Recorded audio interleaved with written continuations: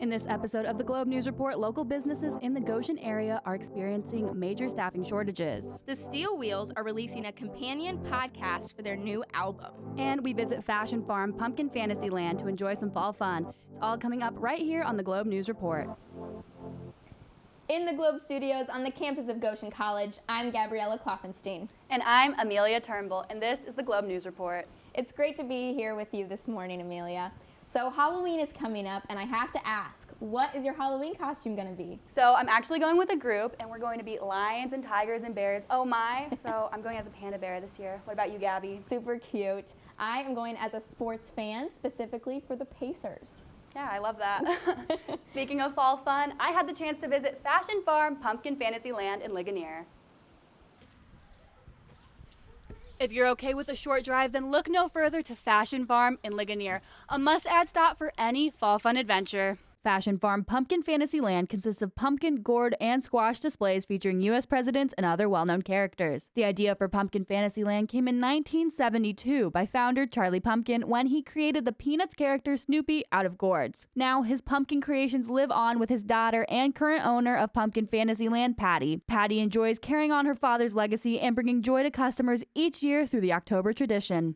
We've been doing this for almost 50 years. People know us. It's a tradition. We have a registry that people write down. I've been here 10 years, 20 years. It's a family tradition. Many customers come every year to enjoy the pumpkin creations. The McCauley family from Middlebury, Indiana makes the trek down to Ligonier as a family tradition. And how many times have you guys been here? Is this like a thought every year? Every year, yeah. I was going to say, I have pictures of them like in their baby carriers. Yeah. Pumpkin Fantasyland has different pumpkin characters and themes every year. Our theme this year is mythical, magical characters. We have a different theme each year. Families come from all ages, and everybody's laughing and enjoying themselves. Families enjoy going through the Pumpkin Fantasyland, seeing the new creations the staff comes up with. Well, I think like the thing that people like most traditional about it is going in and seeing all the painted and carved pumpkins, and they have like a little scavenger hunt that the kids do. Seeing almost 20,000 families and school groups in their single month of being open, Pumpkin Fantasyland has fun for all age groups. I think the most fun is to watch the children and watch the adults laugh and have fun as a family that come together. Staff and family also enjoy fall-themed snacks on their adventure at Pumpkin Fantasyland. We do have refreshments. Pumpkin donuts is a staple. Donuts and the ice cream yep. and all the good stuff too. And sometimes we eat at the restaurant, so. Pumpkin Fantasyland added a new attraction this year to their fall fun. We do have a new activity here this year. We have a new slide. It's 16 foot tall, 100 feet long. Open until October 31st, Fashion Farm is still encouraging people to come on out for hayrides, their fantasy pumpkin land, and their 16-foot slide. Reporting for Globe News, I'm Amelia Turnbull. Wow, that looks like a lot of fun. I'll have to check it out today or tomorrow since they're closing this weekend. Definitely. It was an awesome experience, and I bet it would be fun to go there on Halloween weekend. When we return, we'll find out more about the Steel Wheels and their creative music promotions right here on the Globe News Report.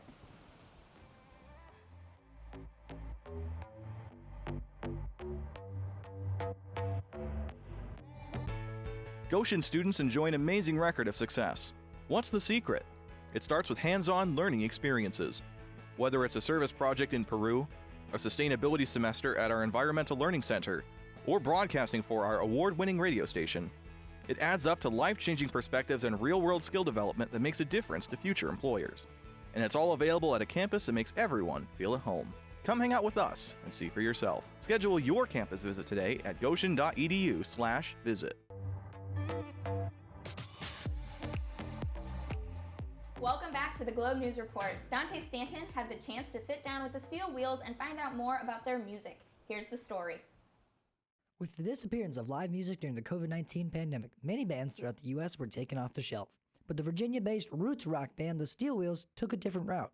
After their spring tour was halted due to the pandemic in March of 2020, the Steel Wheels jumped on the chance to use quarantine as a time to create new music, but wanted to put a fresh angle on the creative process that made the music more personal for the fans. Everything was As everybody knows, everything changed for just about everybody in 2020, and these albums, Everyone a Song Volume 2, which is what's coming out, and Volume 1 were based on a project we started where we were taking commissions to write songs for fans. So it was a lot of crowdsourced songs, and we sort of passed it around, and each person added their parts in isolation from one another, so it was a very different process. As an added feature to the group's new personalized music, the band is releasing 20 to 30-minute podcast episodes entitled We Made You a Song, detailing the meaning behind each song's story.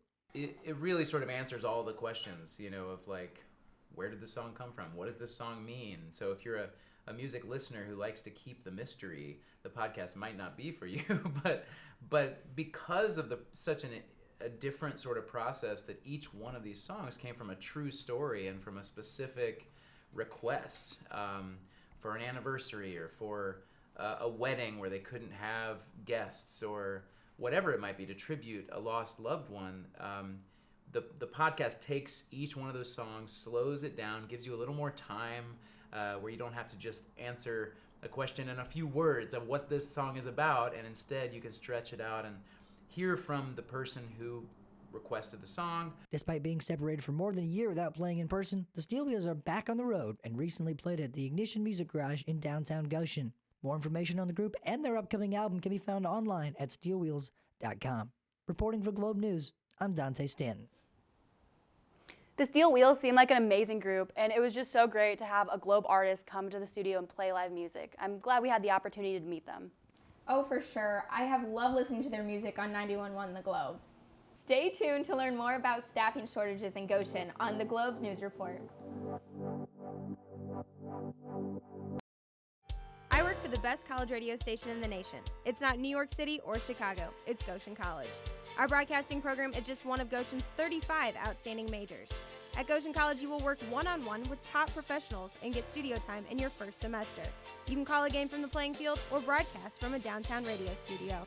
How do I know Goshen was the best choice? Right after graduation, I'll start my new job as a radio morning show co-host. Take the next step in your broadcasting career.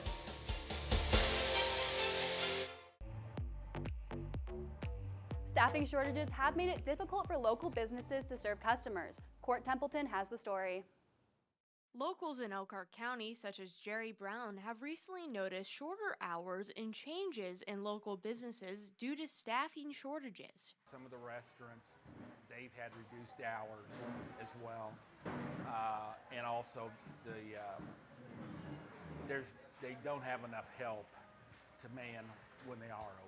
Globe News caught up with Jeremy Bontrager, co-owner of the Electric Brew. Not only here at the Electric Brew, but also in other places, you've noticed signs that everybody seems to be hiring. We reduced the menu options to make it easier for the newer people coming in. Dutch-made Chief Operating Officer Stacy Bice explains how staffing shortages have affected her small business as well. We've had to shorten our hours. We've had to actually close some days because we don't have enough people. Our people that we do have end up working sometimes longer hours. So there's very few people actually looking for a job right now, and so it's very hard for us. Due to the pandemic and the leniency that it allowed, less people are applying for jobs. I think it's probably a lot of things. I think COVID has probably entered into it. I think a lot of people have decided after COVID that I'm not sure I want to work for the wages that these places pay, given the risk that I may be taking or what else I could be doing with my time. I think COVID had a huge part because I think when COVID started and things started shutting down, there were people who instantly just decided to, okay, I'm going to retire, I'm going to not work or stay at home with my kids. A lot of businesses that need to try to keep up. I know the RV factories, RV companies are way behind on their orders, so they need to hire as many people they can to be able to get caught up, which then in turn just kind of affects everybody else in the area if the RV factories are trying to hire anybody they can get. So we're a small business. We have 30-ish employees at any given time. And we compete with like the RV companies and larger factories around here, where they can afford to pay people $18, $20 an hour. We can't. We can't compete with that. And so we have a lot of people that are taking those types of jobs, I feel like, instead of in the food service industry, because food service industry doesn't pay near as much as what something in an RV factory would pay. Local community members and business owners are hopeful that things will soon improve. I think part of it is going to be they're probably going to have to pay more. They're going to have to pay higher wages to attract people. You know what I mean? We've always got stuff out there that says that we're hiring. It's just a matter of getting people in the door and getting them to stick. Court Templeton reporting for Globe News. It's unfortunate to hear that these businesses are having such a hard time finding people to work. But it is impressive that the businesses have been able to bounce back so well since the beginning of the pandemic. When we return, we'll meet with a member of the Goshen Police Department to discuss Halloween safety this year, right here on the Globe News Report.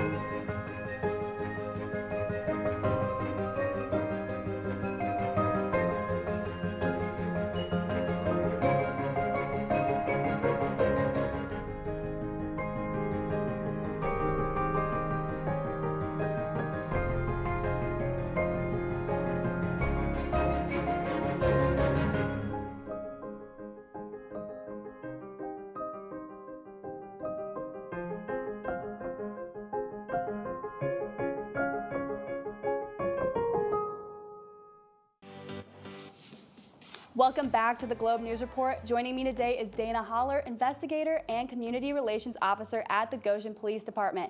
Dana, it's great having you here today. Thanks. Great to be here. Excited.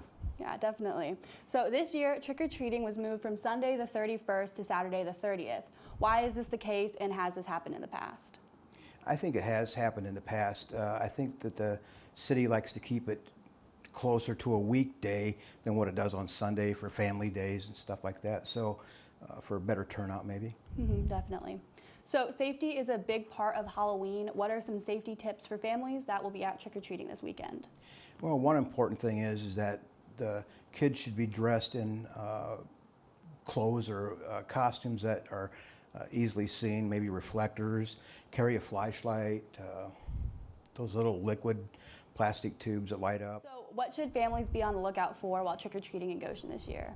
Well, they should be watching the drivers, especially should be watching the pedestrians, and we're going to have officers, more officers than normal out on patrol, especially in the residential areas during trick-or-treating.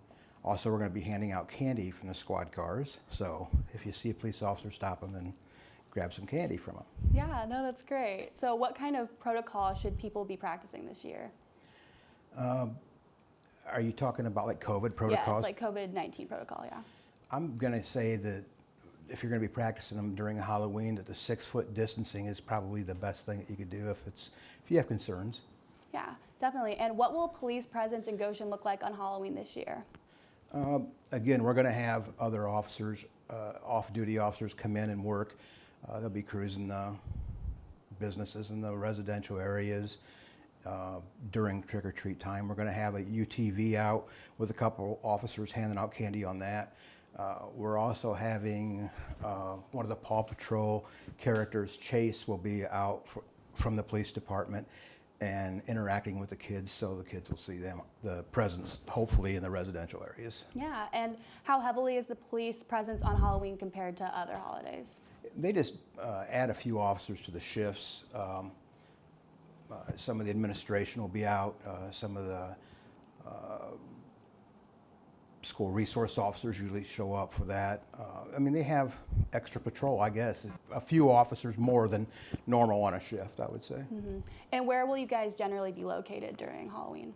I'm going to say through all the residential areas. We're going to focus on residential where the most trick-or-treating happens, and it doesn't take long to drive through the city to see where most of the crowds are, and they will probably focus a little bit more in those areas than just the normal areas. Yeah, and is there anything else happening around Goshen for Halloween this weekend, starting today? Well, today at noon till 5, the Chamber of Commerce is hosting an event where you can trick or treat downtown from 12 to 5 at local businesses. Again, the police department will be out there handing out candy, and with the